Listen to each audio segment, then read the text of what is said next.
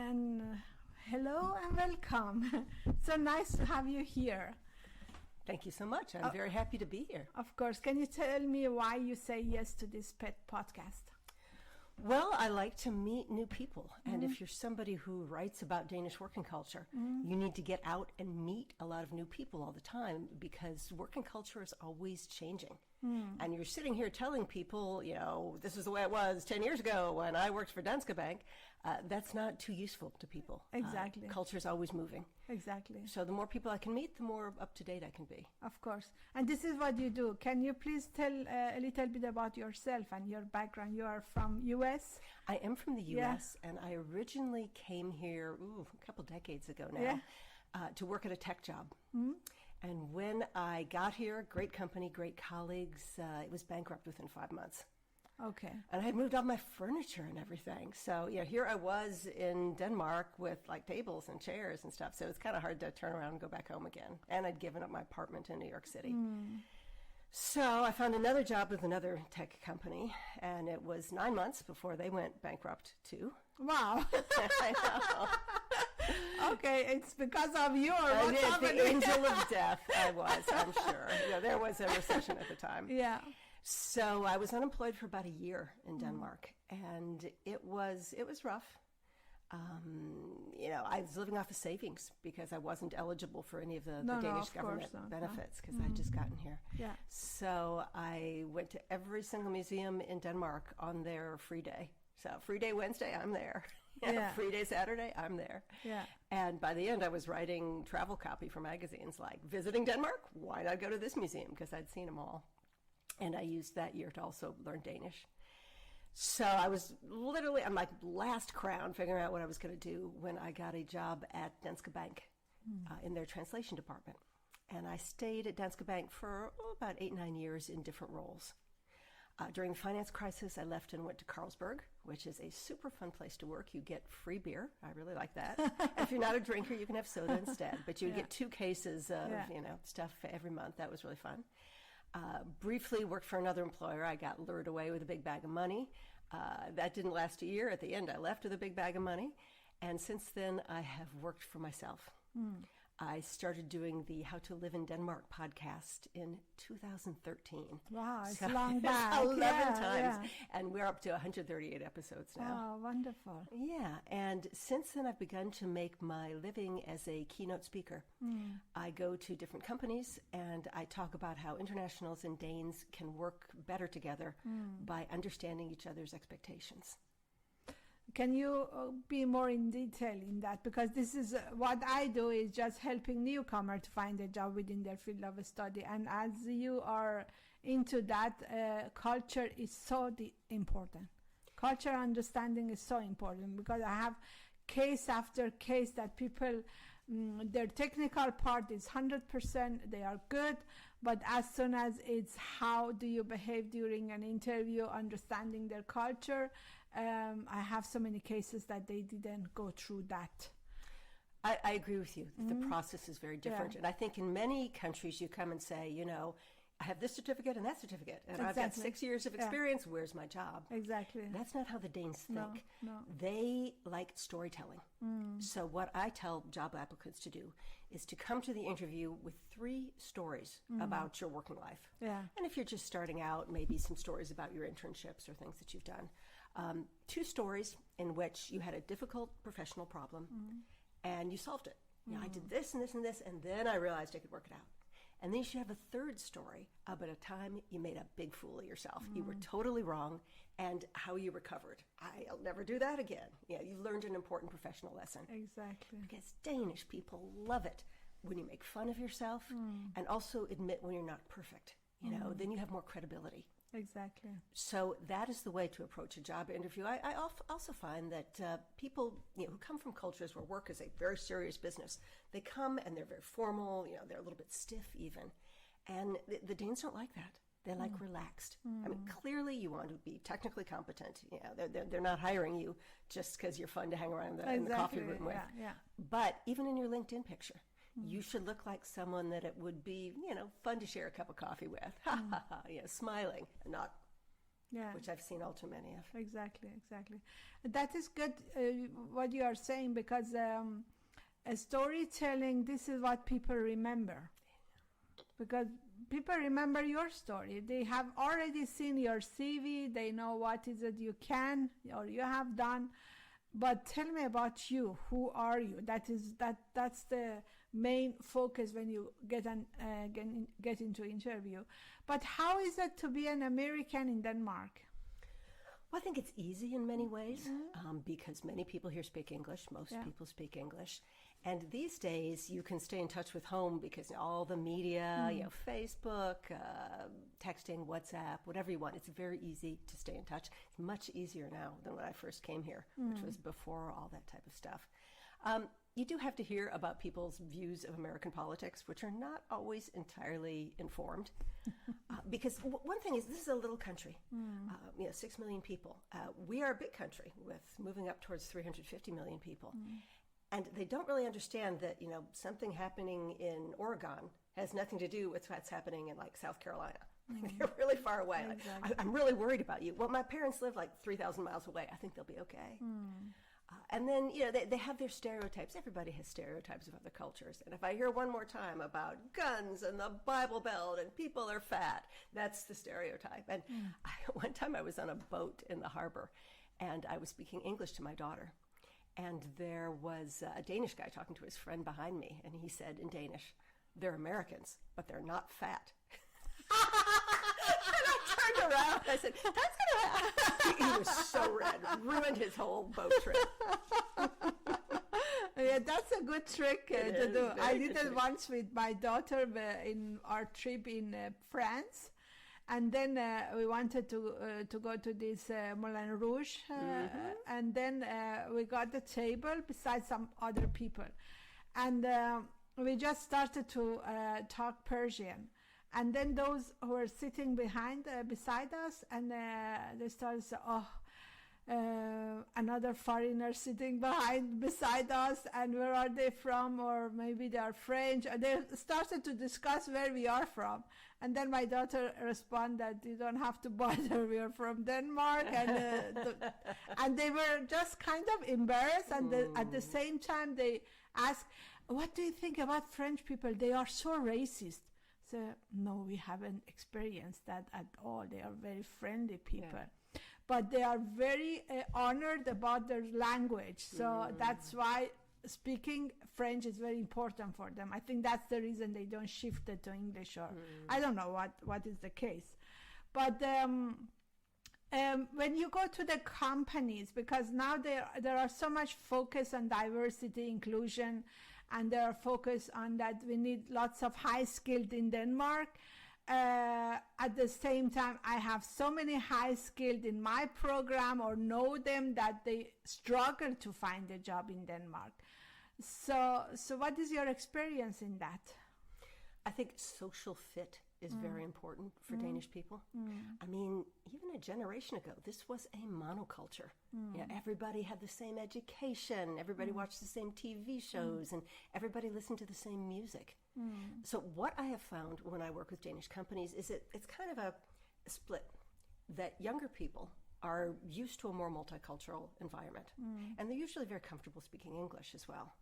But you get to people who are maybe over 50, certainly over 60, they feel they didn't sign up for this. That when they were being educated, people spoke Danish, it's Denmark. And here comes wonderful new person, and they could be from Iran, they could be from India, they could be from the US, and all of a sudden, everybody's got to speak English. Same with even Finland even. I've heard people, the Finnish guy is here, now we all have to speak English. And they're a little sour. In particular, if their English is not very good, which I can say that if people focused on, say, technical things, engineering things, they were never verbal people. That's why they became engineers. All of a sudden, surprise, you're 50, we got to do this all in English. and they feel a little handicapped. In particular, in large groups where they have to speak out in front of a lot of people, and they're not confident of how they speak English. So that's rough on them, and that can come out as being unwelcoming to the new person. And it is.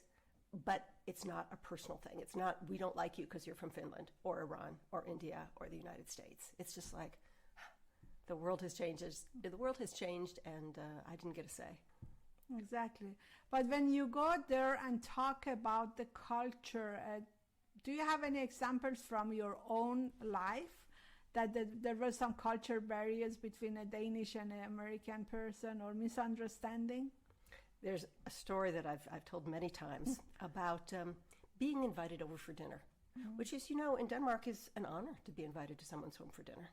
And less so in other cultures. I don't know about Iran, but for example, in Latin America, it's like, oh, come over. Oh, I can't, my cousin's here. Bring your cousin. Well, my cousin has his partner here.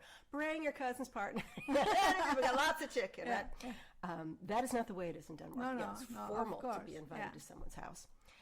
So coming from the U.S., when you're invited to somebody's home for dinner, you might meet up at 7 and have a nice meal, and you know maybe 8:30 you're done. Then you move to another location. So maybe you'd go shoot some hoops, or you'd go look at the or you'd go look at the rose garden, or you'd go play video games. You'd move to another location. And if you don't move to another location, they would like you to go home. The evening is now complete. You know, they got to get up in the morning and work. Yeah. Of course, that's not true in Denmark. You know, when you come there, you come at 7, you're expected to sit in the same seat for 5 hours and drink wine and talk, right? You're not even supposed to move to the other side of the table. You sit, right? When I first arrived, it's 8:39. We haven't moved to the other location. I got up and left. I'm like, thanks, it's been a lovely evening. Really? I thought that was good manners where I came from, right? And these Danish people are like, where's she going? Does she think this is McDonald's? You just eat and you go? Wow. So, but this is key to so many cultural differences. Both sides think they're being polite. Rarely does someone say, boy, I really want to be a jerk here in Denmark, or I want to be a jerk to this newcomer. Both sets of people are acting in what they feel is good faith. They just misunderstand each other. Yeah. That's a good story, a very good story. I have the similar story with my mom because when I was doing my pre-study for university, I was living in a small village in Jutland, and there were only young people around us, and I was with this little child. So all these Danish, they gathered to actually make a fine lunch for my mom because she's from Iran, so they wanted to give her a very good impression. So they spent hours in the kitchen to create a beautiful table. And after 1 hour, my mom sitting beside this table and said, "How long are you going to eat?" I really am so close to throw up, she says. Oh, because she ate too much. She said, "You just eat and eat. Why don't you move? You go other places and sit or walk. You're just sitting." Say, "Mom, this is how it works." And they have done lots of job. Please just respect them. So hopefully she had me to tell them how things works, but Sure. she didn't actually enjoy that. After 1 hour, she was tired. It was like, because in Iran it's like the opposite, and I don't like that actually, because you spend hours in the kitchen to make a beautiful dish, and within 15 minutes everybody are gone. Yeah. So that is how it works. Just eat, finish. But here is like enjoying, talking. You take a piece of bread. You don't have to rush into eating. You can just eat within a few hours or something. That was a very good story. Can I have some of that tea you offered me? That looks Of course, just great. of course, Yeah. of course. Such a rainy day today. Yeah. Of course you can have Thank you. And what type of tea is it today? So you are not a coffee drinker? No, I'm not a tea. I am a 100% tea drinker. Wow, that's good. Like me.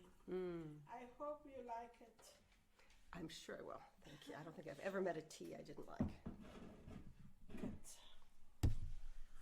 Good.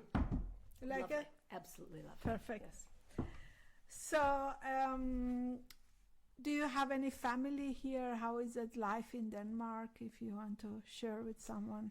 Well, it's funny because many people assume I came to Denmark for love. That there must have been some There are Danish so man or many who woman has that I done- fell in yeah, love with. yeah. That is not the case. I came from work.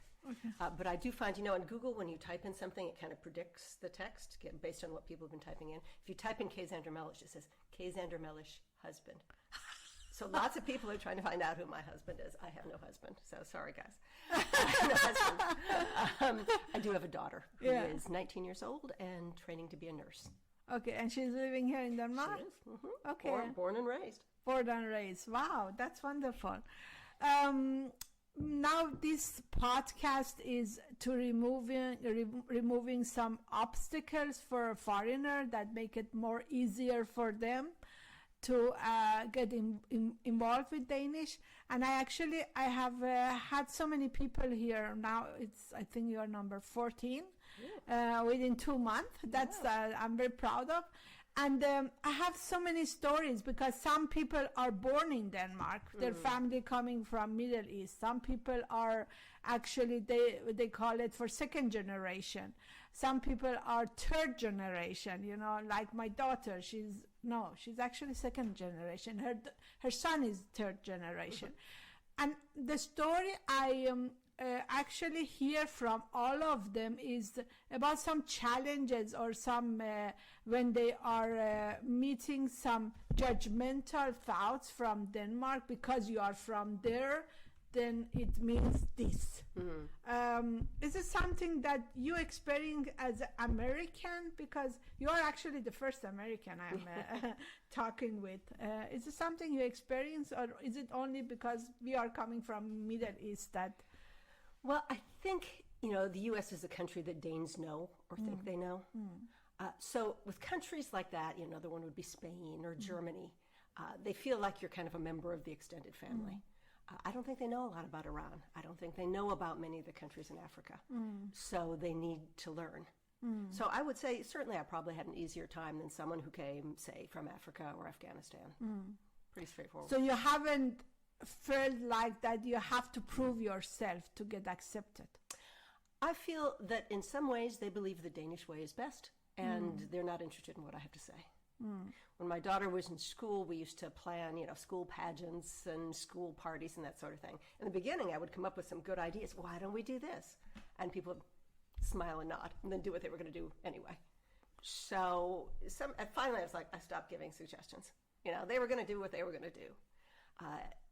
Back in the day when the U.S. ruled the world, people were like, America, it's the best country in the world. People don't do that anymore. Danish people do still think this is the best country in the world and the best system, particularly when they talk to internationals. When they talk to each other, they complain a lot. They do, Brock is the Danish word, right? Yeah. So they complain about everything, the weather and the taxes and the social system. But to outsiders, like, ooh, it's the best country in the world. Exactly. So when you come with your great ideas, either on the job or at your child's school parent group, smile and nod at best. But they don't really want to hear them unless they have to, in my opinion. And the reason you decided to stay in Denmark, what was it? Well, I think this was a very good place to raise a child. Yeah. You have a little more time. I had been living in New York City, which is super fun. Rush hour. Yeah. I think New York City is great if you're young and single, or if you're older, maybe your kids have grown up and you have enough money to go to the concerts and all that sort of stuff, go to the restaurants. For raising small children, it was not my choice. The hours are long, the prices are high, the apartments are small. I found Copenhagen was sophisticated but not so intense as New York. So it was just a good fit for me at that particular time in my life. Yeah, it's beautiful country, it's beautiful city. People are so helpful and nice. And as soon as you find a friend, they are actually become your best friend. So it's not just a friend, but they do whatever it takes to help you or be there for you. Yeah. So it's not like, I love that example that you say, oh, come bring your cousin or come here. Here, when they say something, they mean that. If they want to help, they really mean that. And this is what I experience when I ask for help. You have to ask for help. That is something that I have actually learned to do that, because where I come from is just the obvious that if you are in need, people rush in to help you. But here you need to ask for help because they respect you, that you can do everything by yourself. But if you cannot, then you ask. So this is something for me, actually, after so many years, I have been here since '86, that I have to work on to ask for help if I need that. I agree. I agree. That is very important. It's something that I say to internationals all the time. Yeah. Matter of fact, frequently, when I give a presentation, I say, if you only remember one thing, ask for help when you need it. Exactly. And I remember when I first arrived, at the time I was a young, pretty lady, and for some reason You are still very pretty. Oh, thank you. I was younger then. And for some reason, I thought it was cool to get one of those old-fashioned suitcases without wheels on. Probably got it at a vintage store. And it looked great, but I couldn't carry it. It was really heavy. I had to drag it. And I remember seeing I was at the train station, seeing some construction workers on their coffee break, lunch break, or whatever. And I'm thinking, why do those guys not volunteer to help me with my suitcase, right? Apparently I'm in a country where men do not help women. Yeah. If I had asked, they would have been more than happy. But, I didn't ask, and they didn't offer. Yeah. Called for misunderstanding. Exactly. Oh, yeah, that actually makes sense. One time I did something very funny because in Iran, when people work at the airport, you have to pay them to carry your luggage or something like that. And of, I think, 3 years I was living here, something like that. And I had this small baby, and I had, every time I traveled to Iran, because back in days, you couldn't buy every grocery here in Denmark. It was like I should bring so many food with me from Iran because I missed that. So I had always 50 kg luggage. So I was standing at the airport with this small child. How can I do that? Because in Iran, my parents paid that guy to help me. So I took 100 kron from my pocket and said, I do it the same here. Maybe they do. And they did, actually. They carry everything for me until we came out to the taxi, and that was it. And I said, wow, I should just ask it. In Denmark, you need to ask. So I don't know how legal it was, but they did it for me, yeah. Everybody likes a tax-free 100 crowns. Exactly. So when you go to the company, I'm very interested in that how the whole journey starts. I know that you didn't work for Danske Bank anymore, but how this idea start that now I want to show the path for other foreigners? How did it start? Well, like many businesses, it started totally by accident. When I left Carlsberg and then left my employer after Carlsberg, I had been working in a part-time as a voiceover. So I was one of those people that said, Denmark, the good country, on ads and that sort of thing. So I thought, well, I would like to build up this business. And to do that, I will start a podcast to practice. So I started doing that, and then I started putting the transcripts of the podcast online on a website. And a lot of people, turned out, just wanted to read the transcript. They didn't want to listen to the podcast. Okay. So after I had a few transcripts, I thought, well, this could be a book. So I put it together in a book, and once the book was out, then people started calling me and saying, would you like to give a speech? Wow. And now that's the primary part of my income. So, and of course it develops over the years. And, some speeches are better than others. I would like to tell all aspiring keynote speakers that you're going to have some duds, and I've had some duds. But on the other hand, I've had a lot of speeches where I feel I've really helped people, and you can feel a very good energy in the room when you're done. And to me, that's, it's all about service. How do you serve other people? How do you make their lives better?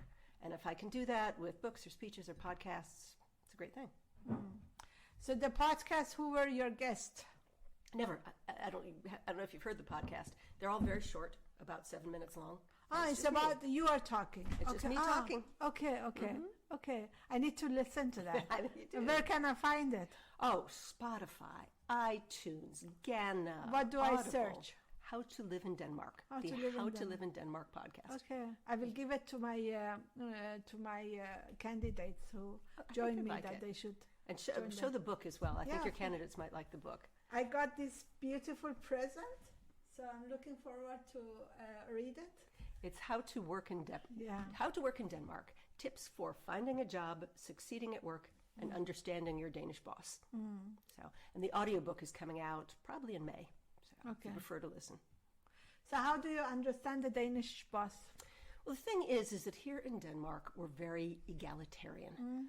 So being a boss is almost a little embarrassing because we don't like people who put themselves above others, but a manager, and they don't even like the word boss, a manager is a little bit higher than you. You know, she'll decide whether or not you keep your job, and she's going to make more money, and she's going to tell you what to do, or at least organize the work that needs to be done. So I think you need to give a little compassion to your boss. It can be a little uncomfortable to be in that situation. And because we believe so strongly in equality, oftentimes you'll have reports that'll be kind of mean to their boss, that will challenge them and say, I disagree with you. But bosses don't have the same right to manage down that way. I can't say to someone that is reporting to me, hey, you're wrong, that's stupid. We don't do that. So the boss, particularly the middle manager, is in kind of an unusual situation where she manages up a little different than she manages down. Exactly. Yeah, this is one of the feedback I give to my when, for instance, they go to an interview and they are asked, what do you expect of me as your manager? So this is one of the questions maybe they ask them. And I always say that the word expectation is harsh, so don't use that. Don't say, I expect you do this and that. Don't do that. But again, here it's flat hierarchy. So it means that, yes, he's a decision maker or she's a decision maker, this manager of you, but you need to actually ask him or her that I need to have a mentor, somebody who can actually tell me what do I do correctly, what do I do wrongly, and I can get better in what I do. So like a person who are there for me but not control me, because control is, yes, there are some managers who are control freak, but those you cannot change, but it's so important that you take that hat off. For instance, if you come from India or from Iran, boss is a boss, boss, Capital I B, am the boss, B yeah, boss, B yeah. boss, yeah. And you cannot just go and knock at the door and say, hey, I don't agree with what you are doing, or then you get fired or whatever it happened. So here I have a very short, very funny story that one of my candidates, he comes from India, and such a great guy. I'd say Srijit, I really love this guy because he actually came, he's so little, he's not so high, and he's very humble of the nature. And then he got a job in very, very good company in Denmark, and they were not sure if they wanted to hire him because they say, oh, we don't have so much good experience with Indian people. Because Indian, they are they need authority, so you have to actually tell them do this, do that, and so on, and we need more people who are more proactive. So this manager, he was so nice that after I pushed him a lot, that he actually accepted that I go to this interview with this guy, and they were so happy. After 5 minutes, they just told me, now you can just go home. And so he got the job, and he was actually employee of the year 2 or 3 years, something like that. So he's doing great job. And then one day he called me, I think after 2 or 3 weeks, he said, you know what happened? A guy was sitting beside me, and I started to make fun with him, and we laughed, and then I did this with his bag, and it was so good until I found out he was the director of the whole company. And he said, Moshkan, if I did that in India, so it was goodbye. So it shows how different the culture is, and how important is that you understand that. So you do a great job. There are so much need for what you do. Yeah. So when you go to doing some, why you were not at this big what you call it, big seminar called Diversity and Inclusion? So maybe that dance industry have it, because that's a place you should be and come to the company and remove that bias. But see, I don't have enough training in that bias, and particularly being, a white blonde person myself, probably not the best role for me. I think diversity comes in different ways into different genders, different points of view, different ways of approaching things. So I think that the box that diversity has been put in, just gender and skin color, that's not a good fit for me. So what is biased and not unbiased recruiting? What is it for you? Well, I think you just made a good point that there are different ways people approach work. I mean, I don't like that idea of people saying, oh, we've had trouble with people, quote unquote, from India. What a huge, diverse country with so many different types of people. Exactly. Yeah, it's similar to the U.S. Somebody who grew up in L.A. is not like someone who grew up in Vermont, who's not like someone who grew up in Alabama. Not even mentioning the different ethnicities that we have there. I mean, people are varied. But you have to look at different ways to solve a problem. So if you have 10 people in a room and they all studied the same thing at university and they all have similar experience, that's not diverse, right? Regardless of what their skin color is or what their last name is. So to have diversity, in my point of view, you need people that have different educations, are from different age groups. We need someone who's 20 and someone who's 60, particularly if some of our customers are 20 and some of our customers are 60. You need people who are used to management and not used to management, people who like direct contact, people who like indirect contact. That's diversity. So it ain't just skin or gender, in my opinion. Yeah, exactly. This is when I say unbiased recruiting, for me is like you don't. I believe IBM did this, that they actually removed everything from the CV.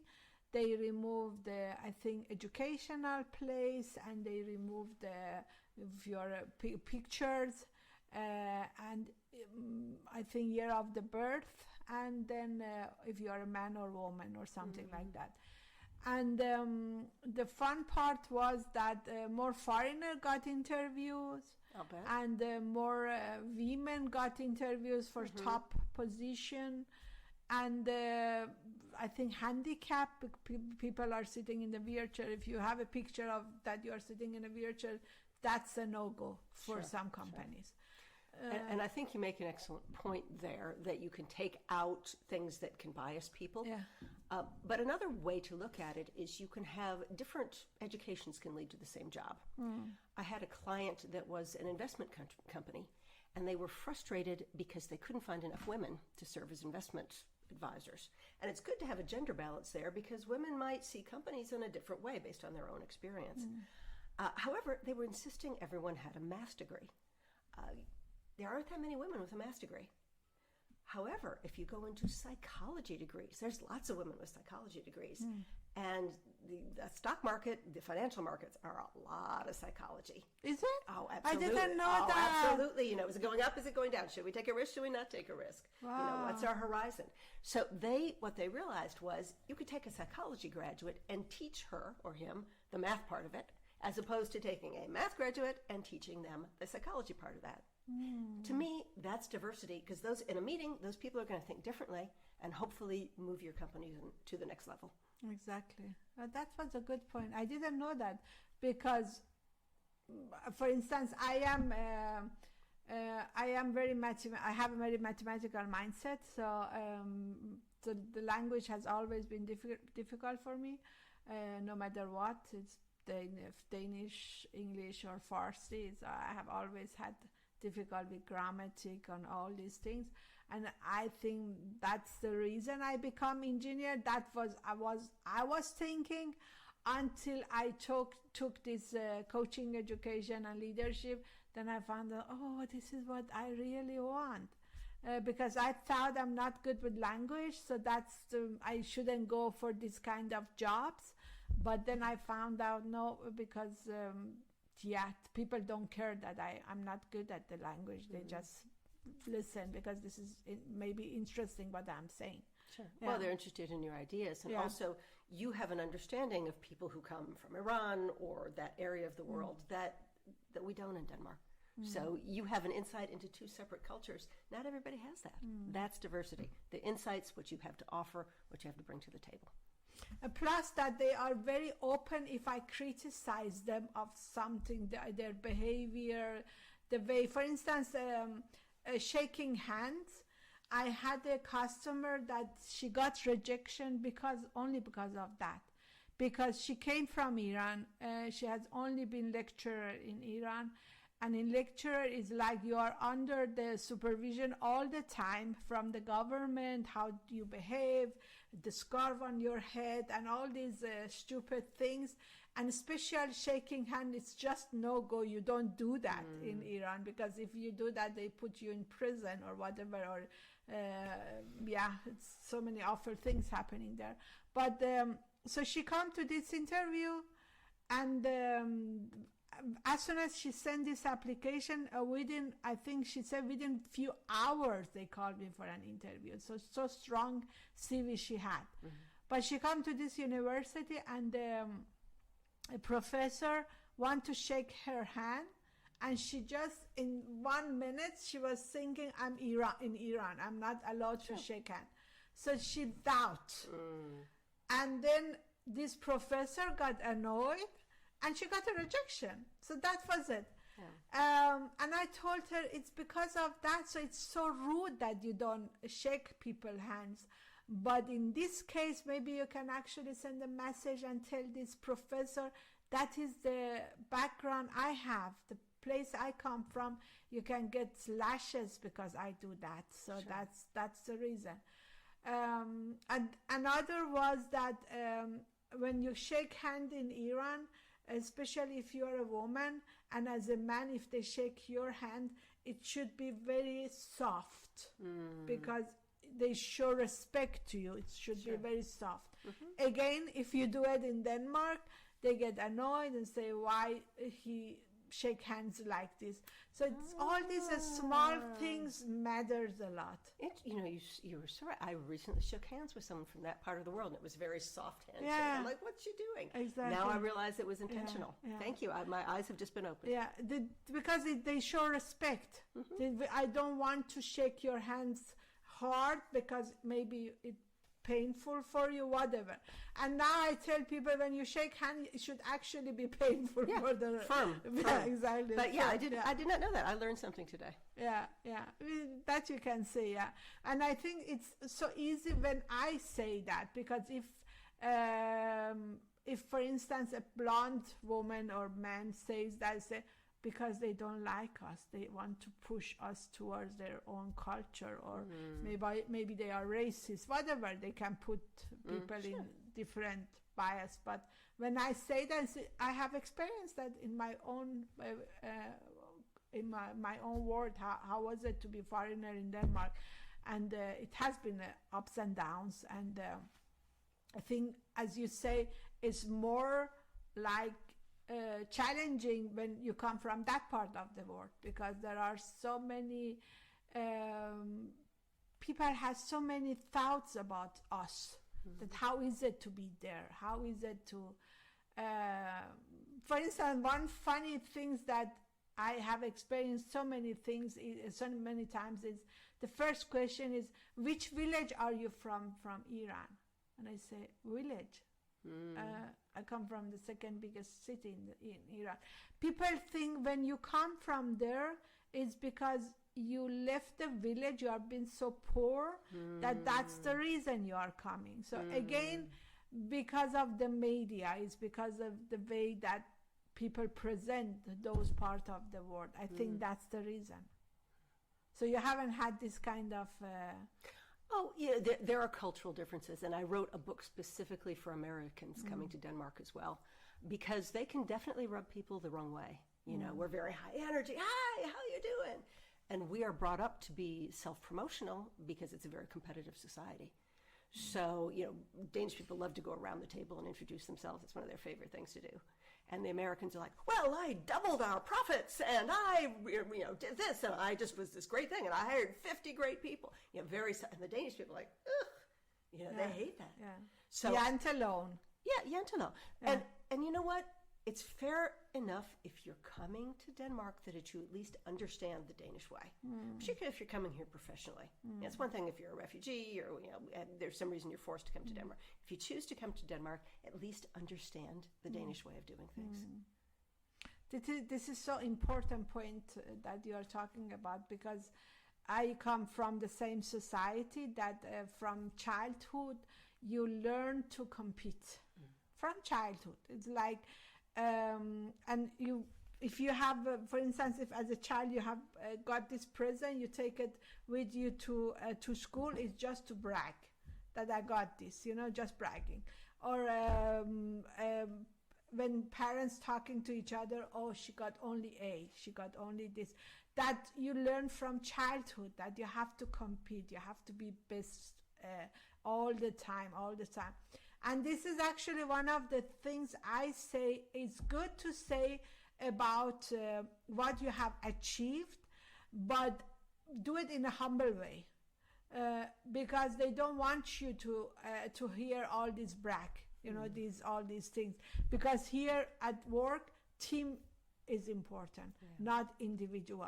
Not like as an individual, I can do this for you, but as a team, having focus more on the team. And this is something I bring up a lot when I'm making presentations, because we're bringing all these smart professionals to Denmark now. We need them for our industry. These are people who have competed their entire life. They've competed to get into a good secondary school. They've competed to get into a good university and get a good first job, right? These people are stars. And then we bring them here. Welcome to Denmark. It's raining and cold. There's no stars. You're asking them to change the habits of a lifetime. And oftentimes they do, but it takes them a while. And I can say that because I was one of those people. I had just come from Manhattan, where it's very sharp elbows and everybody wants everything you have. You have to learn to be a team player in Denmark, really a team player, not compete with your colleagues. That takes time. It does. Yeah, and you cannot expect people within one. I have this funny experience that one of my candidates had an interview with a company now, and they have told her, we hire you for 6 months. Your promise should be within these 6 months you speak fluently Danish, because you have to talk to the customer. And this lady, she hasn't passed module 1 yet. And she doesn't know what to do. She really wants this job, but she says, I cannot give this promise because 6 months. And then I told her, okay, I give you my example that when I came to Denmark, I didn't learn so much by going to a language school, because it was a fun place. We were all Iranian, and we made fun of each other's accent, and the teacher got annoyed, so I couldn't feel that I learned anything. So I talked to my teacher. I really want to learn this language because I want to take a higher education. What should I do? And she told me that there is a school that grown-up join called Forberedelsesskole, that you make yourself ready for education that you want to take. And it's only 9th grade, and I had my high school from Iran.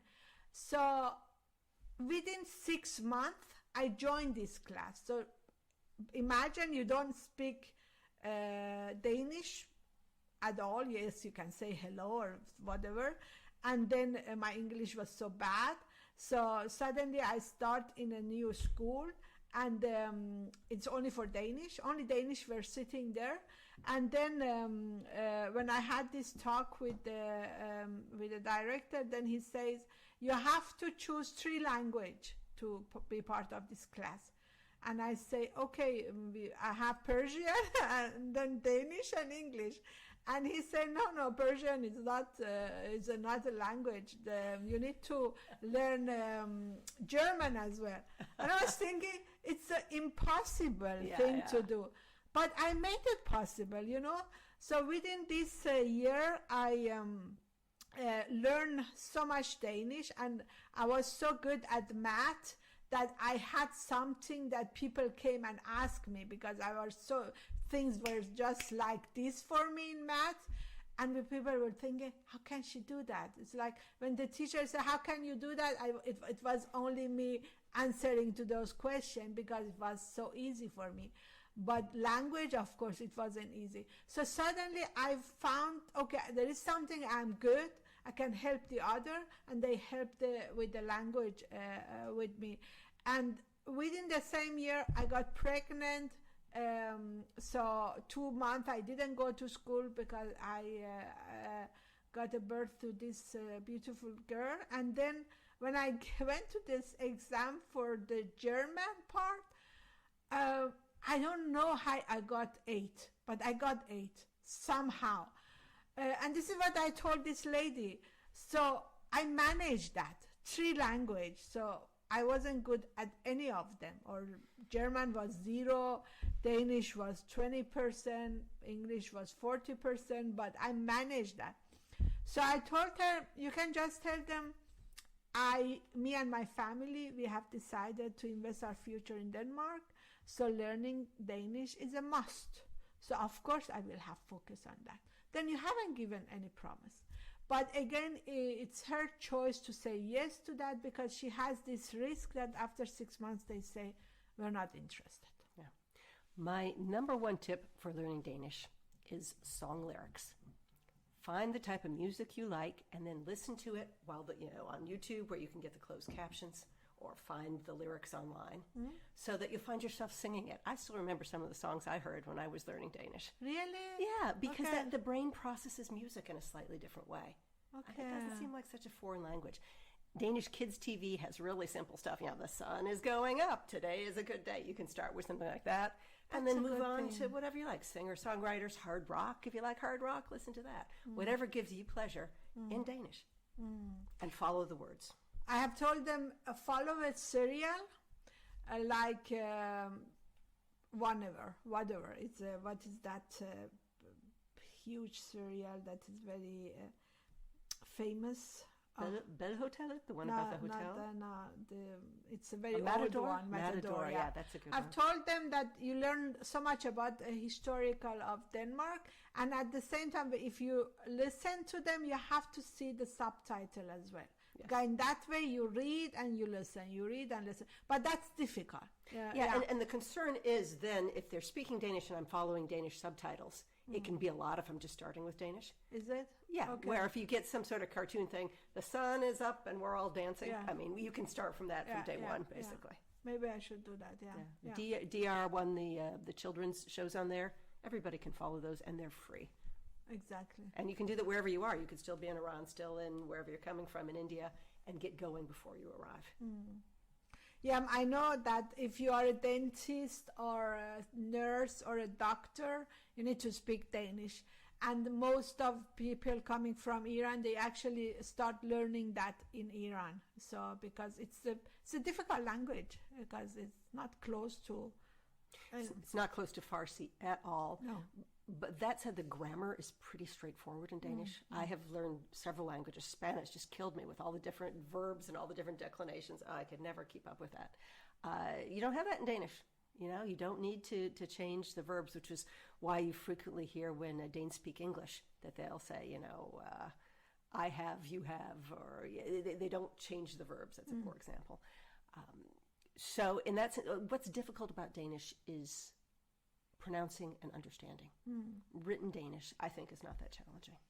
No, reading is not at all, because, for instance, I can understand Swedish, I can understand Norwegian, and when I have meetings with Danish are sitting there, and there are some Swedish, I can see some Danish has difficulty to understand Swedish, and I think I understand that because my Danish is not perfect, but somehow I grab what is it they are talking about, the Swedish or in Norwegian, and the written is the same, no matter what kind of language in these three language you are reading, that it's actually the same. You get the understanding, what is this about?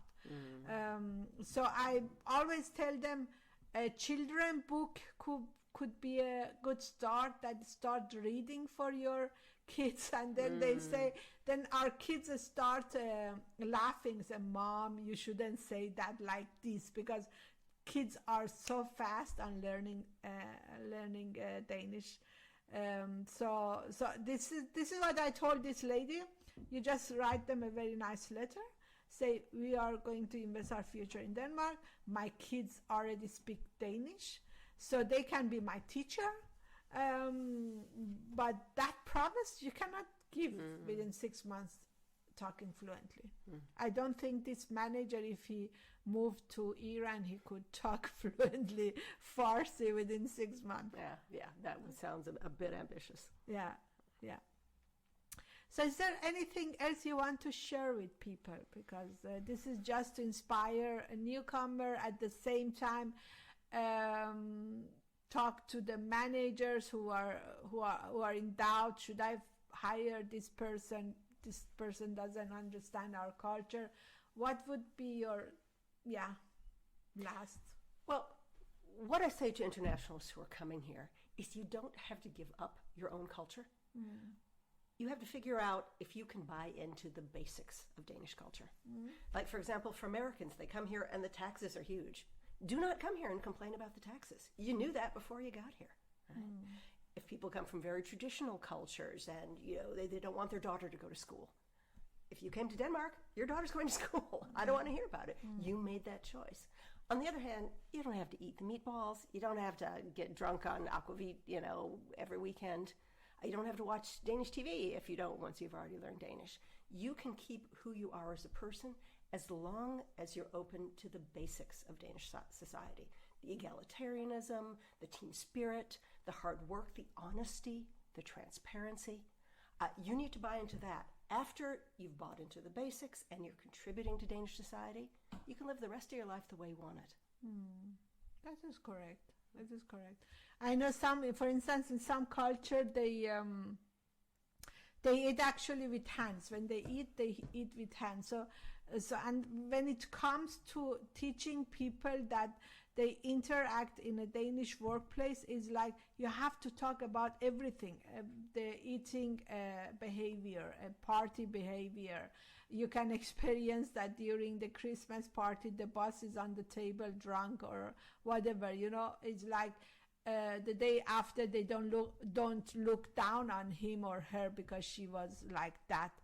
This is how they do that. It's because they respect for what you are. So, and this is what I do. I actually tell them about the way they eat, Danish eat, they get drunk, party, not party, team buildings means a lot. Why do they create team buildings? To understand each other's differences. And so important that keep your culture, because I always tell people, because some people say, should I change my name? I say, no, you are born with that name. Why should I change your name? But what you can do is when you create a video CV, you can pronounce your name so loudly that people can understand how you do that. Because Mojgan, for instance, is very difficult now, a name. But I have never made a Danish version of Mojgan, because I have always told them, I'm proud of this name my parents has given me, and you need to spend time to learn that. So I always say, no, don't change yourself, but adapt something. For instance, if you have never had a Christmas, do it for your own children's sake.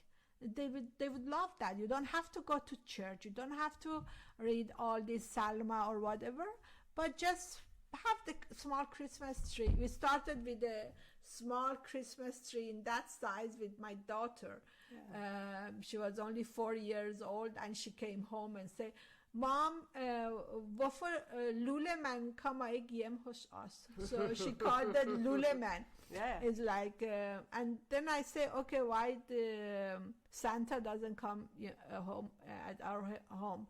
And I was thinking, okay, because I'm so anti-religious, and I think that was the reason I didn't do that. And then I found out Christmas is about love, being there together and have fun with the people you love. So Christmas have been part of my life since she was 4, and now she's 36. So yeah, good. And I would also encourage people to be maybe more straightforward in Denmark than they might be in their home culture. Can you give an example? Well, for example, let's say I'm on a job. My goodness, it's going well. It's going very poorly. It's not going well. I'm behind. In some other cultures, I might give my boss some sort of, I just tell him anything. I say, I'll get it done, I'll get it done. Or I can't get it done because of the weather, whatever. In Denmark, you say directly to your boss, you know what, I'm behind. I need more resources. Can you help me out? Because if you give them a line of BS, they stop trusting you. Or let's say your mom is coming to town. You know, in some cultures you might call in sick. You know, really, you just want to show your mom the Little Mermaid. In Denmark, you tell your boss directly, you know what, my mom's coming to town. Can I take a personal day off? It's a cultural thing. Danes are very straightforward.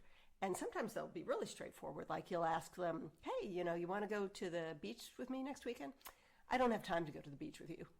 And that seems very sharp if you come from another country. Because in other cultures, you might be like, oh, you know, somebody would paste it over. Here, you would say so directly. I know in some Latin cultures, for example, if someone asks you to an event and you can't go, it's better manners to say yes and then just not turn up. Really? Yes. Wow. Mexican culture, for example. I didn't know that. Yeah, but here in Denmark, if you say you're going to do it, you really have to do it. And if you can't do it, you need to say as soon as possible why you can't do it and tell the truth. You can be much more direct in Danish culture than you can be in many other cultures. That was a good point. I didn't know about the... I know, for instance, from my own culture, when people invite you at 6, you show up at 8 o'clock. You don't show up at 6, but here in Denmark the opposite. And this is something I experience with lots of newcomers when I invite them. For instance, now I have group calls with them. In the beginning, one come at 5, the other come 5:15, the other come 20 past. So no, when we say 5, it's 5. I start the recording, and please don't show up if you cannot be there, because it's destroying the whole atmosphere and so on. So there are so many small things that and I can tell a story about that. When I first had a dinner party in Denmark, it was in January, so a very, very cold day, and it was at 7. Right? So Danish people, they want to show up right at 7. Yeah. I looked out my window at like 6:55. They were in their cars with the heater running because they wanted to be able to push their doorbell at exactly 7. Wow. Yeah. So even where I come from in New York, you're kind of fashionably late, maybe 7:15, maybe 7:30 or something. You show up at 7, they're still in the shower. But here, if they say at 7, they really want you there at precisely 7 for social as well as professional appointments. Yeah. I have I met a guy from Spain, and he told me, why do they eat so early? I don't understand. If I eat at 6, then I would be quite hungry at 10 o'clock in the evening, because he came to Denmark and then he say I came out to get some dinner at 10. It was nothing. No. Then I told him, you have to go to Nobro. You can always buy food there because they are open 24/7. But he couldn't understand, and it's Europe, you know. And it's Northern Europe. I mean, he comes from a Latin culture where people stay up late and dance and that sort of thing. And this is not a Latin culture. Exactly. Danes love Latin culture. They love the warmth of Latin culture. Yeah. But yeah, they're going to eat at 6. They're going to be in bed at 9:30. Yeah. So, and then I remember one time I went to Paris with my daughter, and we adopt this culture, eating very soon. And at 6 o'clock, we went to the restaurant, and they were vacuum cleaning the restaurant. And I told them, can we get some dinner? And they were just looking, no, you can come back at 8. Yeah. Cultural difference, definite cultural difference. Exactly. So, in the end, is there anything else you want to say? No, I have another question, because how long do you think you are an immigrant? How long do you think I will stay here, or how long does it take to stay here? That name of you are an immigrant. I would say that you are an immigrant if you plan to stay in Denmark indefinitely. I also think there are things called expats, and those are people that plan to stay here 2 or 3 years. Okay. And so that is the difference in my world. My world, there's been a lot of arguments like, "Oh, expat, that's only white people." I don't know. I know a lot of Indians and Chinese. There are lots of them. That come for 2 years to experience the culture and maybe work on a special project, and then they want to go back to their homeland and be with their family. So I would say that if you're an immigrant, you take the time, you learn Danish, you learn the customs, you learn which of the customs you want to adopt and which of the ones you're not going to adopt. If you're an expat, you come, you maybe learn the basics, hi and goodbye and excuse me, and move on to your next assignment. Okay. Your daughter, does she look at herself as a Dane or American? She looks at herself as a Danish American, I would say. She has 2 citizenships and she likes both cultures, and I think she can see the strengths and weaknesses of both cultures. She does. Beautiful. Yeah. Is there anything in the end you want to add to this? It's a good country. It's a nice place to live, apart from the weather, which is awful. People have built this country to be a nice place to live, and they want to keep it that way. So when they open up to you, they want you to appreciate what they've built. Exactly. I've often asked, are Danes racist? I don't think that they're racist. But this is a group culture. A social welfare society is a group culture.